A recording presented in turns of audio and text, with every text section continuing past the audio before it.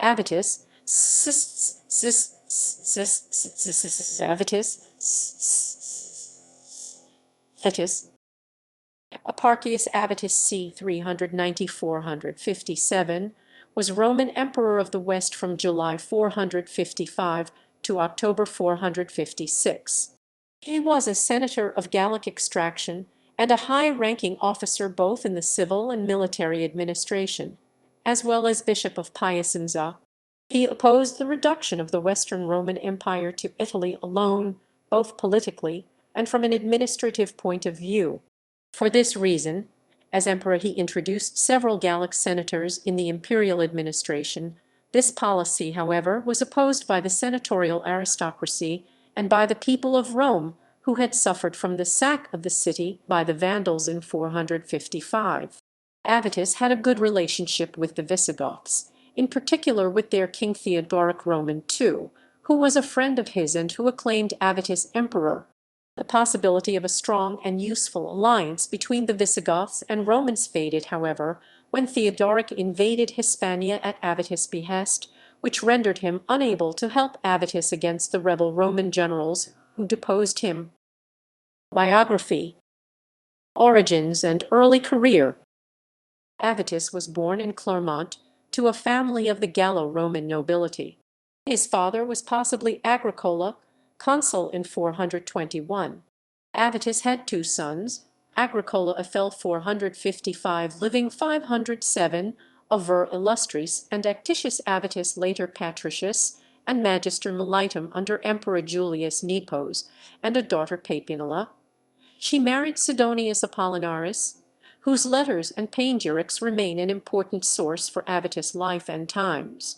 Avitus followed a course of study typical for a young man of his rank, including law. Before 421, he was sent to the powerful Patricius Flavius Constantius, briefly emperor in 421, to ask for a tax reduction for his own country. This embassy was successful. His relative Theodorus was hostage at the court of the king of Visigoths, Theodoric I. In 425/426 Avitus went and met him and the king, who let Avitus enter his own court. Here, around 439, Avitus met the son of Theodoric, Theodoric Roman II, who later became king.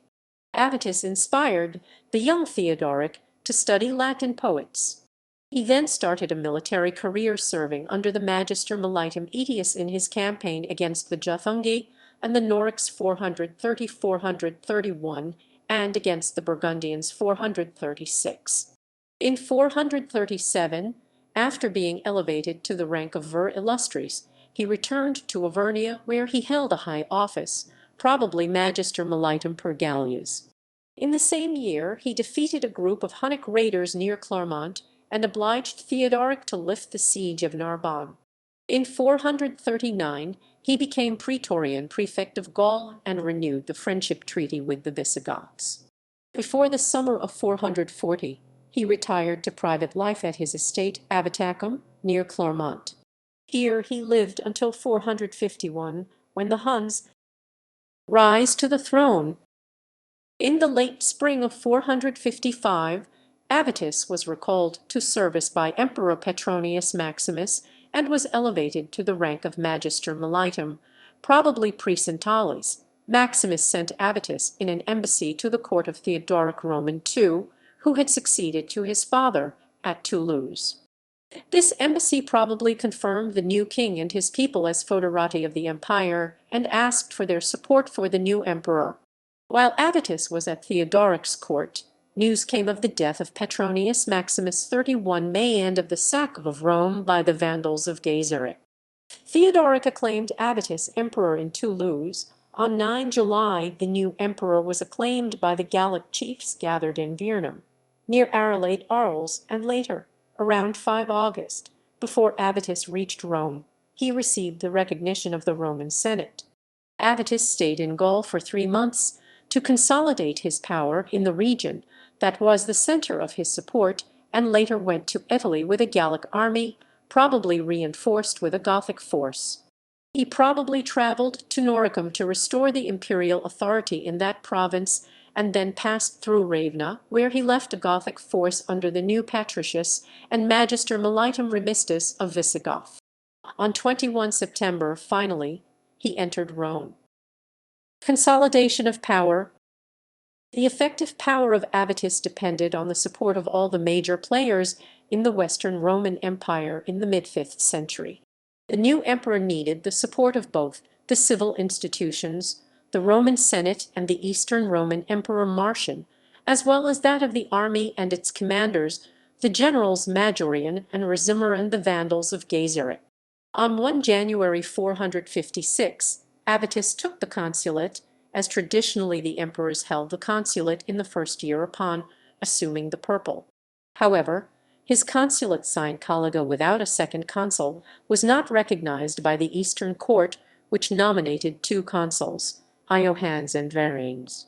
The fact that the two courts did not agree on a couple of consuls, but each nominated its own, means that despite the efforts of Avitus to receive the recognition of the Eastern emperor, the relationship between the two halves of the empire was not optimal. Foreign policy.